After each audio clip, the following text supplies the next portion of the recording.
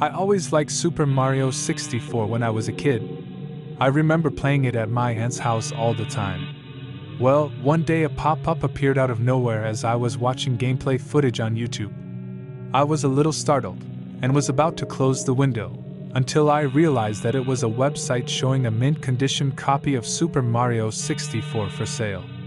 There was a picture and everything.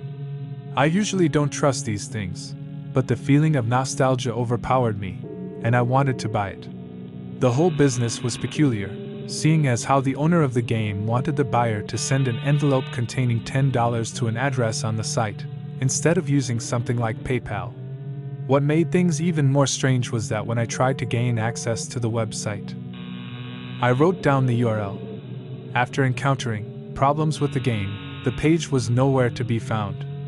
A few days after the $10 was mailed, I got a package containing the new copy of the game. The first thing I noticed when I opened the small box was that the official sticker, with Mario flying in the air, was apparently peeled off or something. In its place was a piece of duct tape with Mario crudely written on it in permanent marker. I felt a little ripped off, but as long as the game worked, I didn't care. I got out my Nintendo 64 and put the cartridge in. The screen turned on with the familiar Mario face that you could stretch and twist aimlessly. I remembered laughing all the time at the results as a kid and decided to mess around for old time's sake. I moved the cursor over to Mario's ear and pulled it to elven proportions. I was going to do the same to the other ear, when the TV suddenly produced loud static. Mario's whole head started deforming and twisting in ways that I didn't even know were possible for the model.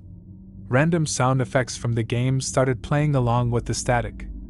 As all this was occurring, I could hear a faint voice whispering in Japanese. The voice was stammering and whimpering. I immediately shut off the game and tried again. I didn't bother with the Mario head this time. Just selected a new file and started playing. When I selected the file, the game skipped the opening monologue by Peach and the courtyard outside. Mario was just placed right inside the castle. Creepier still, Bowser didn't say anything either. I tried to ignore it and played anyway. However, I also noticed that there was no music. Just dead silence. There weren't even any toads around to talk to. The only door I could enter was the Bob-omb battlefield. The other doors wouldn't even respond to my button commands. The portrait to Bob-omb battlefield wasn't the usual picture. It was just a stark white canvas. I was still trying to convince myself that these were just minor glitches, and that they wouldn't affect the gameplay at all. Once I entered the portrait, the image suddenly went from a blank canvas to the lethal lava land painting. You know, that slightly unsettling image of the flame with the evil smile? Yeah, that's when I started getting really suspicious. The mission select menu came up, and yet another weird detail was present. Instead of Big Bob-omb on the summit, the mission was called Turn Back. I have no idea what drove me to press A, but I did. The level seemed normal. Everything was how I remembered it. I thought I could finally enjoy my favorite childhood game. But then I saw him. Luigi. I was absolutely shocked. He was never in this game. His model wasn't even a Mario palette swap. He looked like a completely original model. Luigi just stood there until I tried to approach him. He started running at unexpected speeds. I followed suit and went through the level. Strange things happened as I pursued him. Each time I picked up a coin, the enemies and music would get slower, and the scenery would look darker in color and more morbid. It kept gradually getting worse until I collected a fifth coin. Then, the music just stopped. The enemies laid down on the ground like they were dead.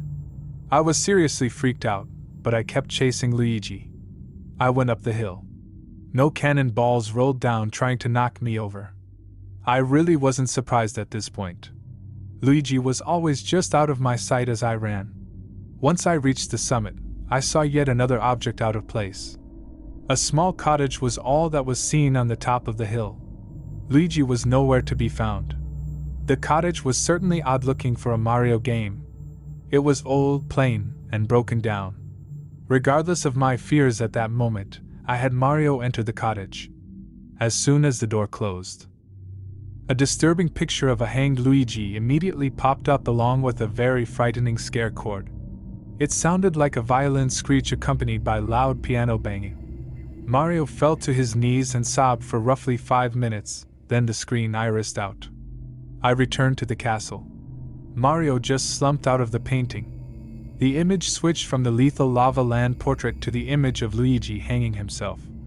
The room was different this time. It was now a small hallway. Toads with blank expressions and white robes lined the sides of the hallway. There was another painting at the opposite end that just completely and utterly scared me. It was a picture of my family. It wasn't even a photo from the time Super Mario 64 was released. It was a very, very recent photo. I remembered posing for it last weekend. I reached for the on-off switch on the N64. There was no way I was going to play this anymore. However, when I flipped the switch, the game was still on. I flipped it back and forth, but to no avail. I tried unplugging the whole system, but it never left the screen. I was even still able to control Mario. I couldn't just leave it on forever, so I kept playing. I went to the photo of my family and jumped in. Only one mission was available, of course. This one was called Run, Don't Walk. I selected the mission. Let's say go. The level started in a flooded hallway with platforms floating on the water. Mario landed on one of these, and the camera turned to show what was behind. A silent black void was slowly approaching Mario. It didn't look like anything. It didn't even look like finished graphics. Just a giant, blocky black blob. I started jumping from platform to platform. With no goal in sight, I kept running, the darkness slowly but surely gaining speed. This kept going on for what felt like hours. I was really doubting there would ever be an end. Mario was just going in circles. Finally, the black blob / void / thing caught up with Mario and enveloped him in darkness. He didn't scream or resist at all. It just consumed him. Mario fell out of the painting and back into the castle. I lost one of my 3 lives. The room was different now. Some of the toads were gone, and the painting looked different. My family and I were in the same positions, but our bodies were partially decomposed. It looked too real to be photoshopped. It looked more like someone just took our dead bodies and posed them. Regardless, I jumped into the painting again. Mario was in a small room. There was still only one mission available.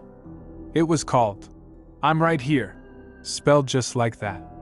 I selected the mission and prepared for the worst.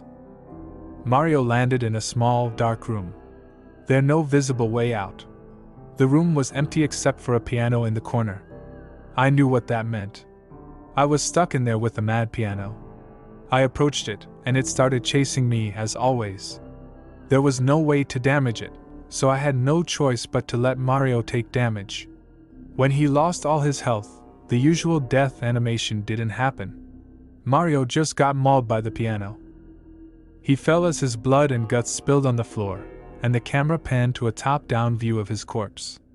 A distorted version of the merry-go-round music from Big Boo's Haunt played as the screen slowly transitioned from the game shot to a photorealistic sketch of Mario's dead body in the same view as the shot. It was very unsettling. I was crying softly as I gazed upon the image. I lost another life. The photo of my family was shown again. We were even more rotten than before. The view zoomed into the painting, like I was warping again. I was greeted with a shot of Peach's castle from the outside.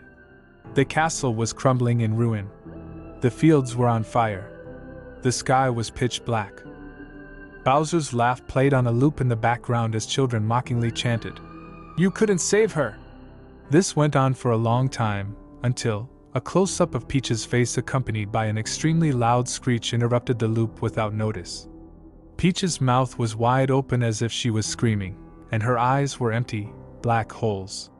Suddenly, I was back in the hallway as Mario was once again ejected out of the painting.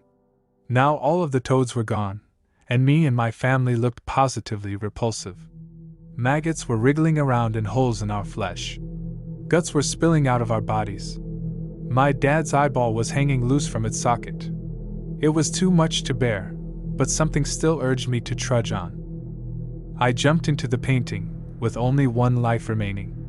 This time, there was no name for the mission. Just a blank space where the title would be. I selected the mission, and Mario landed on a very small island in the middle of the ocean. There was a solitary sign. It only read, "Dive." I did just as it said and entered the water. The ocean was dark and empty. There were no fish. I wasn't even able to see anything in the water besides Mario. I swam downwards. I kept going for quite some time, yet Mario never ran out of breath. I counted roughly 10 minutes of swimming until I decided to go back up. Just as I turned Mario around, it came. A huge, and I mean huge unagi, the eel, came out of nowhere and swallowed Mario whole. I was dumbfounded. It went by so fast I wasn't even sure what I saw. The game over screen didn't show up. All that happened was a fade out. The photo of my family and I was shown again. We were playing skeletons now. Once again, it looked very real. I couldn't move the camera at all. It just stayed focused on the picture. I shut off the game and turned it on again. I chose my file, but it just went to the skeleton photo of my family. I tried this about 3 more times before giving up. I desperately wanted to stop, but some force kept me from walking away. I decided to select the only other saved file. The camera once again focused on the skeleton picture, but this time they were in a different position. As if they were a different family.